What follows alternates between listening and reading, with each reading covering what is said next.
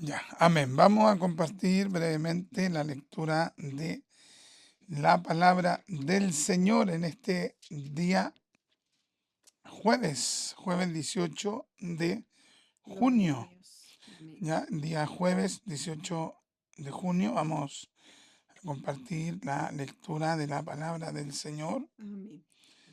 Vamos a aprovechar este tiempo luego de Gloria a haber Dios. orado, haber buscado del Señor. Vamos a leer esta palabra ahí en Hechos Amén. capítulo 8, y vamos a leer algunos versículos. Hechos capítulo 8, Amén.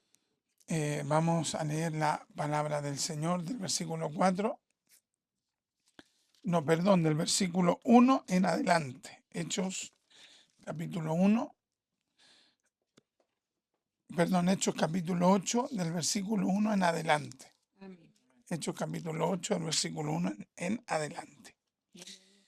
Y Saulo consentía en su muerte. En aquel día hubo una gran persecución contra la iglesia que estaba, que estaba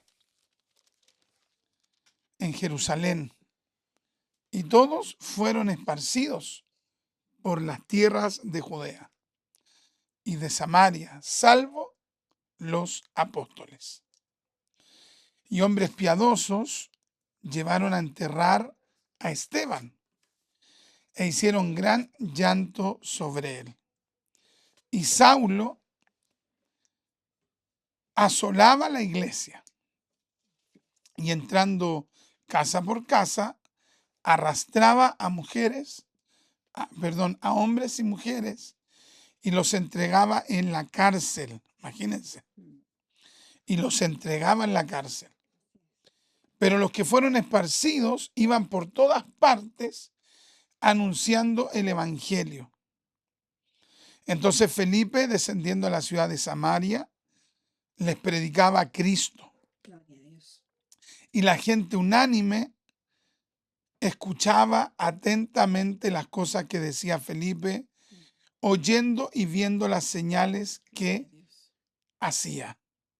Porque de muchos que tenían espíritus inmundos, salían estos dando grandes voces, y muchos paralíticos y cojos eran sanados. Amén. Así que había gran gozo en aquella ciudad. Amén y amén. Gloria a Dios. Por un breve momento vamos entonces a meditar en esta palabra de aquí de Hechos capítulo 8, entonces, del verso 1 al versículo 8, ya donde encontramos como personaje principal, en este caso, a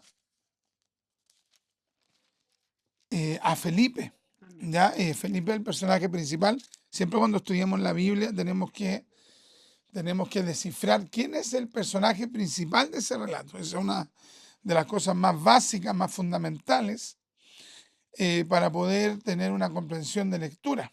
Amén. ¿Ya?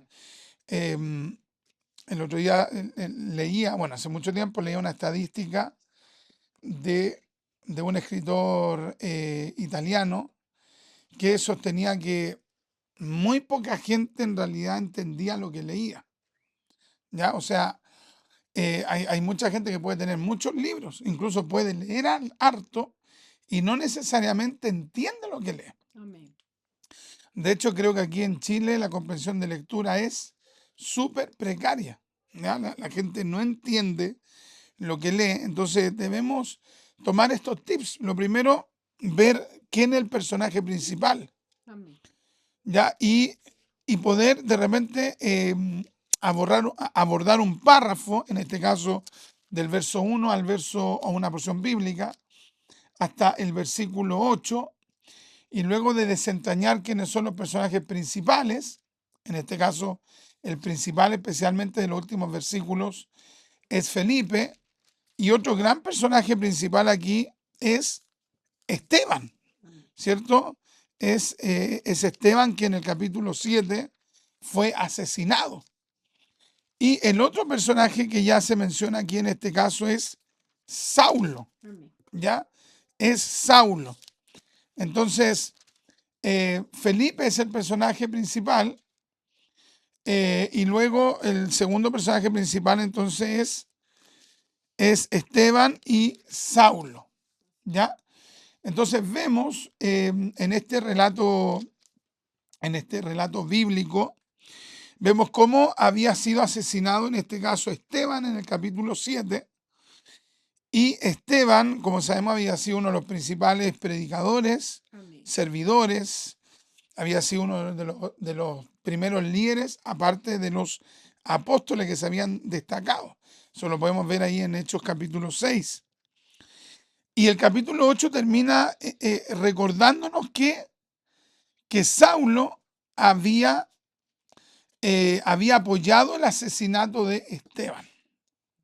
¿Ya? O sea, Esteban muere apedreado, y Saulo, no es que Saulo estuviese neutro, sino que Saulo, como dice acá, consentía, o sea, le dio su consentimiento. Y de hecho, yo hace tiempo atrás leí varias páginas, no sé, unas 50 páginas, de un escritor que escribió allá en Jerusalén, y él interpreta esta palabra consentía en el contexto hebraico de ese tiempo como que dio un voto, ¿ya? Porque cuando habían personas importantes que tenían relación con el Sanedrín, que era llamémosle como el Congreso de los judíos, el Senado de los judíos, donde estaba la gente más importante del pueblo judío, los que tenían nexo con el Sanedrín o que pertenecían al Sanedrín, tenían la capacidad de consentir, de votar, como aprobando una situación extrema. Porque ¿cuál era la situación extrema acá?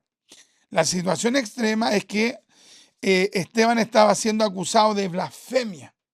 Entonces los judíos estaban buscando algún resquicio, los judíos judeo-cristianos Amén. estaban buscando un resquicio legal para asesinar a Esteban. Amén. Habían hecho lo mismo para asesinar a Jesús, ya que Jesús nunca había cometido un pecado. Entonces buscaron un resquicio legal. ¿Cuál era el resquicio legal? Uno, que se había proclamado Dios, Jesús, Amén. y para ello eso era una blasfemia. Y dos, se había proclamado rey. Entonces ellos decían que el único que podía ser rey en esos territorios era el César. Entonces por eso le piden a Pilato que declare la pena capital por su versión, porque otra persona se había declarado rey, es decir, se estaba colocando en el lugar de César. Pero evidentemente que Jesús se estaba declarando rey, no en un sentido de un rey temporal, no es que Jesús se iba a levantar en armas contra el César, Amén. pero la política y la religión es así. Algunas cosas de qué tomarse para poder justificar actos que a todas luces son actos macabros. Así es. Entonces, esto mismo sucedió en este caso con Esteban. Buscaron resquicio. Esteban dijo que veía al Señor a la diestra de Dios Padre, y para ellos fue una blasfemia y lo mataron a piedrazos. Y Saulo, como teólogo, como exegeta, incluso algunos plantean que ya para ese tiempo Saulo era parte del Sanedrín. Entonces, Pablo consintió, es decir, como que Pablo dijo, sí, esto está conforme a la ley, mal interpretado, por supuesto, o interpretado, o sea, más que mal interpretado, interpretado de manera viciada o antojadiza o arbitraria. Amén. Recordemos que para ese momento Saulo, que luego se convirtió en el apóstol Pablo, Amén. Saulo no era cristiano, ¿me entiendes? Dice la Biblia que tenía un celo no conforme a ciencia, es decir, tenía un celo de Dios, pero como una persona fanática turbada, ¿ya? Entonces, por eso el verso 1 parte así: y Saulo consentía en su muerte. O sea, Saulo dio su voto, Saulo validó esta acción.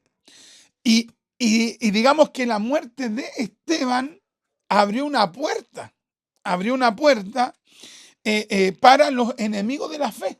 Abrió una puerta porque si habían matado a uno de los principales predicadores, ya uno de los principales predicadores de la fe cristiana emergente, entonces ellos ya se sentían con el derecho a asesinar, a atacar, a perseguir a cualquiera. Amén.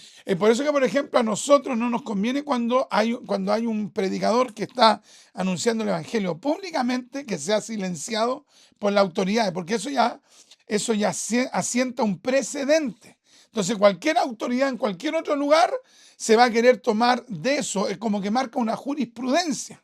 Ya, o sea, se asume que eso se puede hacer. Por eso que, por ejemplo, nosotros podemos tener ideas totalmente diferentes, ideas, por ejemplo, acerca de la vida, la sociedad, la cultura, totalmente diferente a una persona que está en las antípodas nuestras, pero nosotros no podemos irnos en contra de esa persona, nosotros no podemos tratar de silenciar a esa persona, porque si la silencian, las autoridades van a asumir que ellos entonces pueden silenciar a cualquiera que discrepe o disenta de ellos. Bendito. Entonces, este momento en el que Esteban es asesinado fue un momento que por lo general, sobre todo los hermanos que no estudian el tema del contexto histórico y su implicancia o la implicancia del asesinato de Esteban, pasan por alto esto, que este es un momento relevante para la fe cristiana. Amén.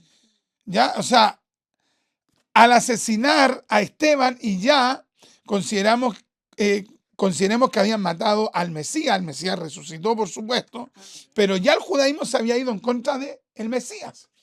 Ya aquí se había ido en contra de Esteban. Entonces, si ya venían más muertes dentro del núcleo de la fe cristiana, eso iba a sentar un precedente. Bendito Dios. Entonces, y sentó un precedente. ¿Cuál fue el precedente? Que los líderes del judaísmo, fariseos, saduceos, se sintieron en el derecho de que, bueno, matamos a Esteban, entonces tenemos toda la autoridad de perseguir a los cristianos. Y eso fue lo que ocurrió. Verso 1 dice, en aquel día hubo una gran persecución contra la iglesia. ¿Ves? Ya esto era algo generalizado. Amén. Se partió con la muerte, o sea, se partió con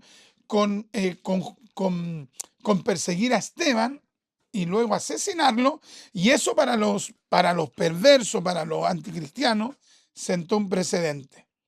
De que ahora entonces ellos se sentían con el derecho a perseguir a cualquier cristiano y de hecho contra la iglesia. Bendito. En aquel día hubo una gran persecución contra la iglesia que estaba en Jerusalén.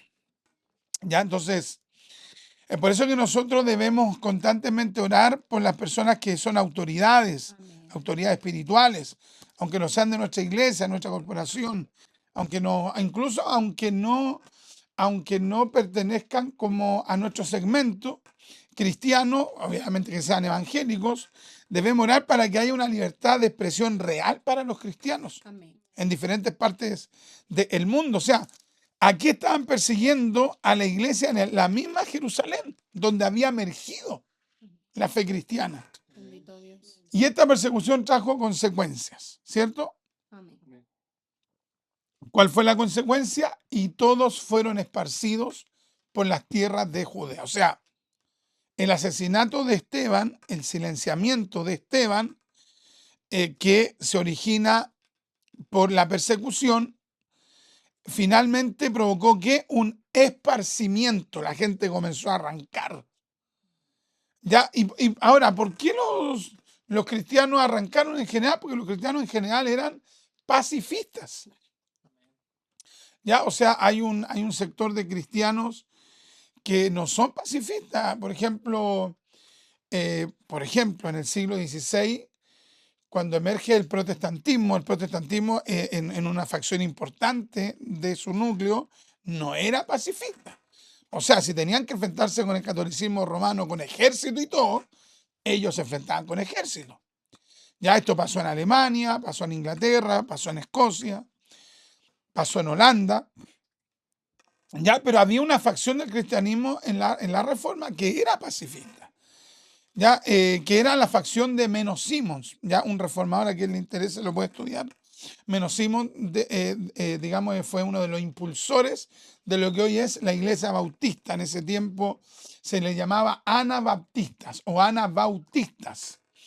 Y resulta que cuando a los anabaptistas los perseguían, ellos se quedaban tranquilos. Ellos salían huyendo, pero no de cobardes, sino que no querían enfrentarse físicamente contra sus adversarios. Entonces, estos cristianos eran pacifistas, entonces salieron arrancando, huyeron y consideremos todo lo que implica huir. Si tú tienes una casa, imagínate, dejaban botar la casa, su enseres, su economía, ya, y más encima iban a llegar a territorios donde ellos no conocían a mucha gente o no tenían una casa en ese lugar, entonces el costo era grande. Pero ellos preferían hacer esto antes que doblegar su fe. Porque finalmente, ¿por qué persiguen a Cristo? Porque Cristo no se doblega ante el fariseísmo. Cristo no se doblega ante los saduceos. Cristo no se doblega ante Pilato. Cristo no se doblega ante nadie. Vea usted que cuando Pilato le dice a Jesús, ¿acaso no sabes que tengo el poder para darte la vida y para quitártela? Tú estás en mi mano, como que le quiso decir. Y Jesús le dijo, ninguna potestad tendrías sobre mí si el Padre no te lo hubiese otorgado. Amén. Y ahí Jesús en ningún momento le dijo, por favor, líbrame. Por favor, libérame. Por favor, lleguemos a un acuerdo. Por favor, déjame salir por la puerta de atrás. Jamás Jesús se doblegó ante nadie. Y eso no fue soberbia, sino que eso era mostrar sus plenas convicciones espirituales. Bendito Dios. O sea, la fe cristiana no se doblega. Amén. Y en este caso a Esteban, ¿qué es lo que le pasó? Esteban no se quiso doblegar. Si Esteban, sobre todo al final de la predicación, hubiese dosificado, hubiese aminorado, hubiese atenuado el tenor de lo que estaba diciendo, a lo más le dan unos azotes y ya, digamos que hablar de azotes tremendos. Ya antes habían azotado a Pedro y a Juan, antes de la muerte de Esteban, pero ni Pedro, ni Juan, ni los apóstoles, ni Esteban, y menos el Señor Jesucristo, nadie se doblegó. Así es. Amén. Eso es verdaderamente impresionante. Bendito Dios. Ve, esto es valentía, en no doblegarse, aunque incluso en ese caso implique azote o el asesinato, tremendo. Amén. Entonces, los cristianos prefirieron perder todo, pero menos doblegarse. Y fueron esparcidos por las tierras de Judea y de Samaria, salvo los apóstoles. Entonces, tal vez haya alguien que pueda decir, pero es que son los tiempos bíblicos nomás. No, si nosotros podemos mirar el caso de Nigeria hoy día, es realmente espeluznante. Ya, o sea, de repente llegan, sobre todo estos terroristas musulmanes, llegan por ejemplo, a una comunidad cristiana y van y asesinan a 40, a 50. Van y asesinan a 50 en un lado, a unos kilómetros, a otros 50 cristianos. Y esos cristianos, ¿saben qué es lo que hacen? No se doblegan. Bendito Dios. Ya, o sea, esto de la persecución no es algo de hace 500 años. Y aquí vemos una vez más la hipocresía de la izquierda, una vez más la hipocresía de Occidente, que habla mucho de los derechos humanos, pero no alzan la voz por la persecución vigente, actual, contingente, cotidiana en África, en Asia. Todavía no vemos a estas personas luchando por los derechos humanos de aquellos cristianos. Entonces, esto que experimentaron los miembros de la iglesia primitiva, a excepción de los apóstoles, allá en Jerusalén, es algo que está sucediendo el día de hoy. Amén. Y de repente a nosotros nos dicen canuto, canuto, ¡ay, que es la tremenda ofensa! Y nos sentimos tan heridos. A mí en lo particular nunca me ha herido porque donde por misericordia uno no es de la masa, entonces el de la masa se siente avergonzado, pero a mí sabe que me dice canuto, lo primero que le voy a decir, a ver, dime tú de dónde viene el término, lo primero que te voy a preguntar. Y obviamente que no van a saber, si no saben los hermanos, imagínense ustedes, menos van a saber, va a ser mundano. El mundano va a decir, no, pero de los tallarines, ¿cómo se llaman? Canutones. Canutones. Y ahí uno le va a tener que decir, oye, realmente eres tan ignorante. No, esto viene de un predicador, Juan Canut de Bon, un predicador valiente que fue atacado, humillado, denostado. Nunca se doblegó. Le quemaron la casa, le rompieron los vidrios de la casa, le apedrearon la casa. Nunca se doblegó. Bendito Dios. O sea, la fe evangélica es una fe que no se doblega y muchas veces nosotros, por pequeñas cosas, por un canuto, o recordemos el tiempo que también no hay que bajar el perfil, el tiempo del programa perverso del Quique Morandé, que se llamaba, se me olvidó ¿La ilumina? había un sketch, no sé si se le llama técnicamente sketch, Sí, por eso. como un sketch, donde salía ¿cómo se llama el tipo? El Quique Morandé. Y el Quique Morandé en ese programa tenía una sección que le llamaban, bueno, parece que le llamaban la Iluminada o el personaje se llamaba La Iluminada. Entonces que las personas. Ya, el asunto es que se burlaban de la hermana, y especialmente de la hermana, de una manera ácida. Y ahí en ese tiempo se levantó una persecución, sobre todo a las jóvenes cristianas, porque cuando veían a una joven cristiana en el colegio, le decían, ¡ay, ahí hay una iluminada! Se burlaban de ella. Y ya anteriormente había pasado con una teleserie, una teleserie que acá en Chile se llamó, no me acuerdo cómo se llamó, pero parece que era Amores de Mercado, parece. Parece ser. Y allí estaba, había como una agrupación, Sí.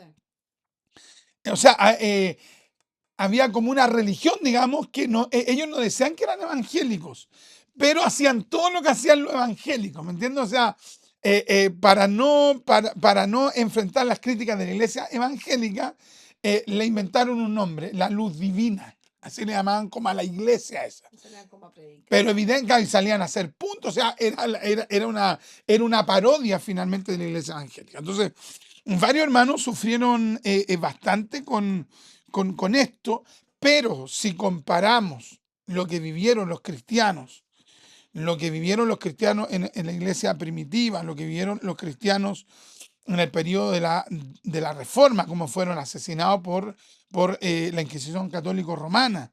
Si pensamos en cómo los cristianos fueron perseguidos para el periodo de Hitler, que fue algo súper virulento, que muchas veces solamente se pone el foco en el asunto del holocausto o Shoah judía, que obviamente que nosotros nos dolemos con aquello, pero también fueron perseguidos de manera dramática Así es. los cristianos, los evangélicos luteranos y disidentes allá en Alemania, al día de hoy, como sufren en Nigeria.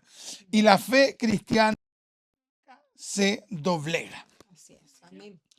Entonces, hay mucha gente que de repente lamentablemente tiene una mente débil, Ya se dejan permear mucho por el entorno. El entorno los permea, el entorno le pone en entredicho si no toman, si no fuman, si no carretean, si no van a fiestas, si no van al estadio, si no hablan en doble sentido, si no dicen garabato, como que lo ven como algo como prácticamente como santulón. Entonces, incluso hasta le dicen, esto es un puritano, y tampoco saben lo que es un puritano, que un puritano es una persona de Inglaterra que pertenecía a la elite de la iglesia protestante de Inglaterra, pero la gente va usando términos sin comprenderlo. Los puritanos ingleses, siglo XVI y siglo XVII. ¿Ya? De hecho, Oliver Cromwell fue un puritano que fue el que derrocó al emperador de Inglaterra. Puritanos, eran evangélicos ingleses.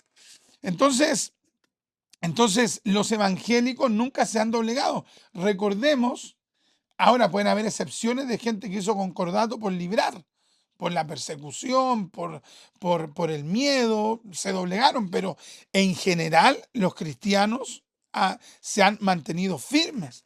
Tenemos el caso, por ejemplo, de los hugonotes en Francia, ¿ya? Que eran los hugonotes evangélicos franceses, que la Iglesia Católica los llamó a retractarse de su fe. ¿Y qué es lo que hicieron los hugonotes? No se retractaron. Y ocurrió lo que hasta el día de hoy es conocido como la matanza de San Bartolomé, donde los católicos asesinaron por montones a los evangélicos franceses. Y los evangélicos franceses prefirieron vivir ese momento de escarnio, pero no doblegarse ante sus perseguidores. Entonces, qué importante que nosotros podamos tener estas convicciones, que nosotros podamos tener esta firmeza, esta seguridad. Y si de repente nos denostan, bueno, que podamos también, como se dijera, sufrir el escarnio. ¿Ya? Dice la Biblia, gozaos y alegraos cuando digan toda clase de mal contra vosotros, mintiendo. ¿Ya? O sea, si la escritura nos llama a gozarnos, ¿qué tenemos que hacer? Gozarnos. ¿Ya? Y por último, si alguien dice, no, es que a mí me cuesta gozarme, bueno, por último, entonces viva ese momento de aflicción de forma digna, pero no que la persona se sienta así como triste, como cuestionada, no. Imagínense, estos cristianos tuvieron que perder todo, todo. Imagínense que es perder absolutamente todo lo material, pero ellos pusieron en balanza. ¿Qué es más importante, mi fe o mi economía? Ustedes saben, nosotros perdimos nuestro vehículo hace un tiempo atrás y fue fuerte, y era el vehículo. Imagínense, ellos perdieron todo, literalmente todo, y salieron al exilio. ¿Ya? Y aquí el verso 2 nos dice, y hombres piadosos llevaron a enterrar a Esteban. A Esteban, que tremendo, hombres piadosos, llevaron a enterrar a Esteban e hicieron gran llanto sobre él. Ahora, Saulo no se quedó solo en el tema de dar el voto para la muerte de Esteban, sino que verso 3 dice, y Saulo asolaba la iglesia. O sea, Saulo no se cansó con dar el voto, el consentimiento, la aprobación del asesinato de Esteban, sino que asolaba, perseguía a la iglesia en sobremanera. Y entrando casa por casa arrastraba a hombres y mujeres y a mujeres y los entregaba en la cárcel. Entonces, el primer punto que nosotros debemos considerar es la firmeza que debemos tener, que debemos tener como cristianos. Ya de repente en el trabajo hay gente que le dicen, yo soy de la evangélica, y boom, se desanima. Ya le dicen alguna cosa o cuestión relacionada con su fe, hoy se achaca, no. Eso no nos puede afectar ni mínimamente, ni mínimamente. Amén. Hay firmes, sólidos. Ahora, el enemigo gestó toda esta persecución, este asolamiento, pero el enemigo nunca considera la infinita sabiduría de Dios. Entonces quiero que nosotros consideremos este segundo punto, de que hay cosas que va a planear el diablo y que el Señor lo reprenda en el nombre de Jesús. Hay cosas que va a planear el diablo y que él tiene como toda una organización y con etapas y tiene objetivos. El maligno, los demonios tienen objetivos y van trabajando en relación, en virtud a que aquello se cumpla. Pero lo que ellos no consideran es que el Dios nuestro tiene una sabiduría, o es la sabiduría infinita. Amén. Entonces, imagínense ustedes, Dios usa esta persecución para finalmente hacer una obra gloriosa. ¿Ya? O sea, el mal que estaba haciendo Satanás, que Jehová lo reprenda, Amén. el mal que estaba haciendo Satanás, que Jehová lo reprenda, el Señor lo transformó en una oportunidad para su iglesia. ¿Qué es lo que sucedió? Vino la persecución, los cristianos dejaron todo, se fueron al exilio, salieron de Jerusalén, a excepción de los apóstoles.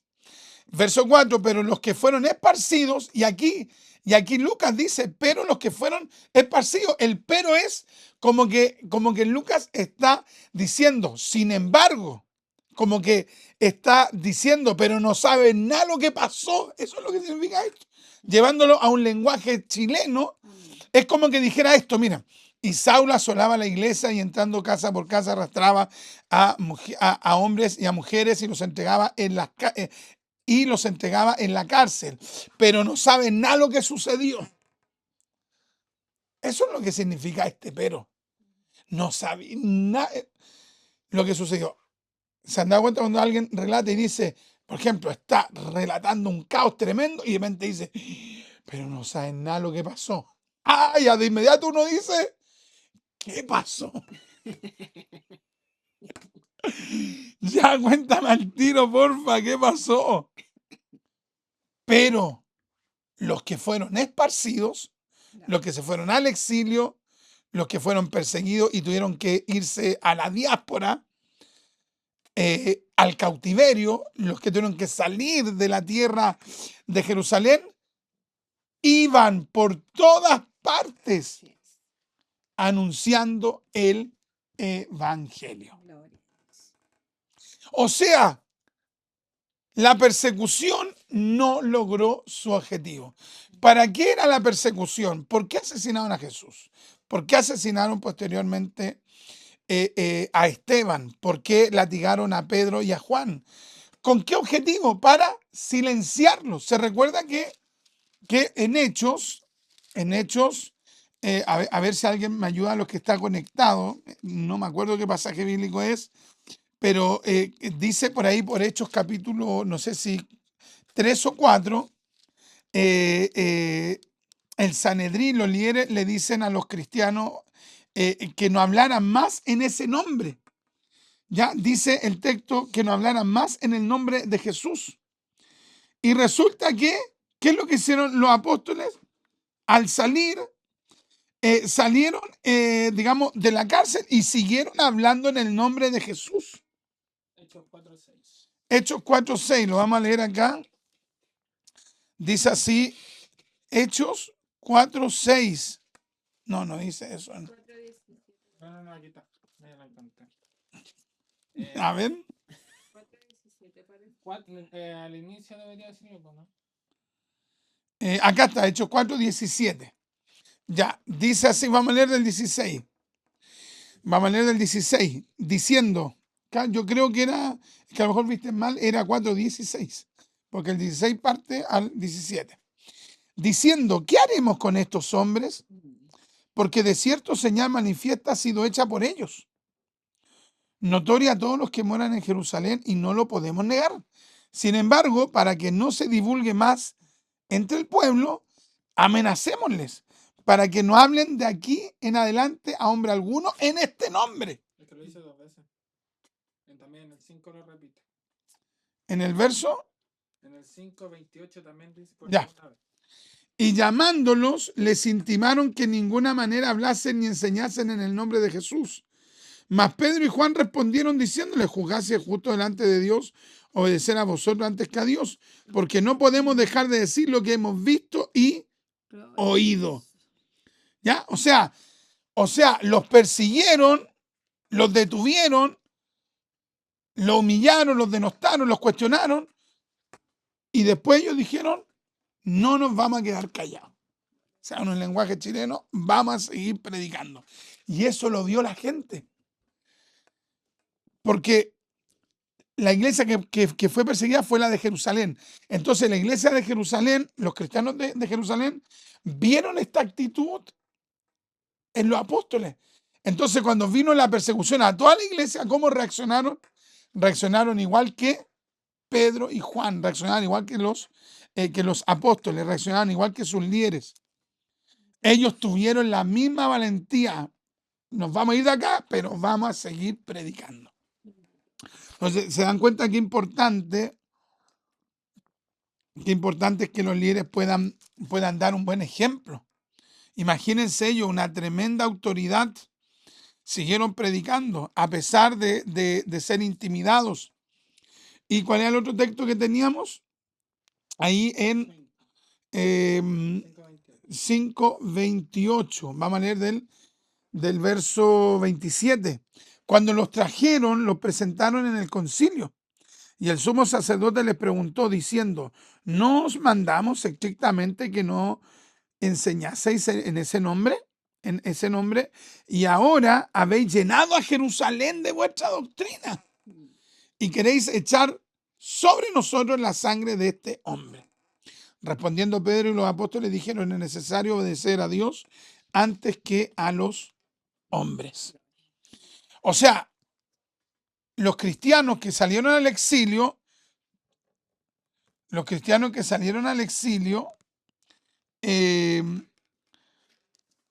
tomaron la misma actitud que sus líderes. ¿Ya? Tomaron la misma actitud que sus líderes. ¿Cuál fue la actitud de sus líderes? La actitud de sus líderes fue enfrentar la persecución y no callarse. En este caso, los cristianos que eran discipulados por los apóstoles, cuando se fueron al exilio, tampoco se callaron. ¿Cuál era el deseo de Satanás? ¿Cuál era el deseo de los demonios? Que se callaran los cristianos. ¿Y qué ocurrió? No se callaron. O sea, ¿qué es lo que hizo Dios? Dios les dio la valentía para seguir predicando. Y al final, ¿qué es lo que hizo Dios? Dios permitió, porque muchos tal vez dijeron, ¿y por qué Dios permite esta persecución? ¿Por qué tenemos que ser perseguidos? No veo el plan, no veo el propósito, no veo el beneficio que haya detrás de esto. Pero resulta que Dios tenía un plan. ¿Cuál era el plan? Dios, como que Dios dijo, persíganlo, ¿no? Pero voy a usar la persecución para llevar el evangelio ahora afuera de Israel o afuera de Jerusalén, para que llegue a Samaria, para que llegue después a Galilea y después para que llegue a Damasco. Damasco estaba en Siria y así. O sea, la persecución forzó a los cristianos a llevar el evangelio a diferentes lugares. Bendito Dios. ¿Qué significa esto? Significa que muchas veces, y que el Señor reprenda al diablo, Amén. muchas veces los planes del maligno en contra nuestra, Dios los revierte Amén. o los usa al final para bendecirnos a nosotros y en especial para hacer su obra. Muchas veces vamos a pensar que hay situaciones que no tienen finalidad, no le vemos un porqué o en qué me ayuda a mí esto. Pero uno tiene que pensar de acuerdo a lo que va conociendo de Dios en la Biblia. Pero esto difícil que estoy viviendo, tal vez Dios lo use para su gloria. Tal vez Dios lo transforme y esto que para mí hoy es un problema, termine siendo la tremenda bendición. Amén. Dejamos nuestra casa, dejamos nuestros bienes allá en Jerusalén. Tal vez muchos dijeron, ¿cuál será el propósito de esto, Dios mío? Y de repente esos mismos se vieron predicando, ganándose alma. Y de repente dijeron, por esto Dios permitió esto. Porque ahora hay una iglesia aquí, una iglesia allá. Hay gente acá convertida. El de allá se salvó, fue sanado, liberado, restaurado. Ya esto es una obra tremenda de Dios. Bendito Dios. Así tenemos que ver las cosas. Amén. Sí. Así tenemos que ver las cosas. Y así sucedió con Felipe. Felipe fue uno de los que salió al exilio. Y finalmente Felipe llegó a Samaria y fue el líder del avivamiento. Él perdió probablemente sus bienes, su economía, su entorno social, porque no estaban persiguiendo a todos los judíos, a los judíos que eran cristianos. Y Felipe posiblemente tenía familiares allí Y resulta que perdió su círculo familiar, perdió su vida cotidiana, pero de repente salió en Samaria viendo cómo la gente se convertía por montón, por montón. Y ahí Felipe tuvo que haber dicho, esta persecución Dios la terminó usando para su gloria. Bendito Dios. Podríamos decir que los problemas que hoy estamos viviendo, Dios también los puede usar para su gloria. Amén. El problema que podamos estar padeciendo, la dificultad que podamos estar padeciendo, la aflicción que podamos estar padeciendo, ¿podríamos creer que Dios la puede usar para su gloria? Hoy deberíamos ya comenzar a ver así las cosas porque Dios nos ha enseñado su palabra. Imagínense todo el mover de Dios que vino. Entonces Felipe, descendiendo a la ciudad de Samaria, les predicaba a Cristo y la gente unánime escuchaba atentamente las cosas que decía Felipe, oyendo y viendo las señales que hacía. Y comenzó a derramarse el Espíritu Santo, porque de muchos que tenían espíritu inmundo salían estos dando grandes voces, porque de muchos que tenían espíritus inmundos salían estos dando grandes voces, y muchos paralíticos y cojos eran sanados, así que había gran gozo en aquella ciudad. Imagínense todo el mover del Espíritu que Bendito. se manifestó luego de la persecución. Pero ¿cómo lo habrán visto ellos cuando iban saliendo de Jerusalén? En su humanidad ellos no sabían toda la bendición que venía, ¿cierto? Pero llegó la bendición. Bendito Dios. ¿Cuál debe ser nuestra perspectiva? Lo que me está pasando, el plan que ha hecho el maligno en contra de mi persona y que Jehová lo reprenda, Amén. la dificultad que estoy experimentando hoy, Dios la puede reconducir Amén. para hacer sus planes, para hacer sus obras. Dios puede reconducir lo que estamos viviendo para manifestar su gloria, para manifestar su poder. Ya nosotros podemos tener esa fe, ya que Dios nos ayude a poder tener esa fe, a confiar que Dios pueda hacer su obra. Amén. Así que ya Gloria. vamos a estar culminando este pequeño tiempo de la palabra. Que Dios nos bendiga grandemente, mis amados. Gracias al Señor por este tiempo. Que Dios nos ayude a poder creer Amén. que Dios puede reconducir las cosas, que Dios puede redireccionar lo que estamos viviendo y Él puede allí manifestar su gloria. Imagínense cómo se habrá sentido Felipe. ¿Cómo se habrá sentido Felipe al ver que de repente la bendición se derramó sobre él y comenzó él a orar por los enfermos y comenzó él a ungir y comenzó a él a ver sanidad, liberaciones? ¿Cómo él se habrá sentido? ¿Cómo él habrá pensado en ese momento? Yo creo que dijo, todo lo que viví, todo el sufrimiento, la persecución, Dios la permitió con este propósito, porque ahora estoy siendo instrumento de Dios. Amén. Así que confiemos que Dios puede cambiar las cosas. Amén. Que Dios nos bendiga, que Dios nos guarde. Deje ahí sus comentarios, sus saludos, su aporte al tema y dígame qué aprendió en esta hora de la noche. Que Dios me los bendiga grandemente, mis amados. Y hermano, deje allí su like, su comentario y comparta el programa, la enseñanza que hemos compartido en esta hora de la noche. Amén. Que Dios me los bendiga grandemente. En tu tema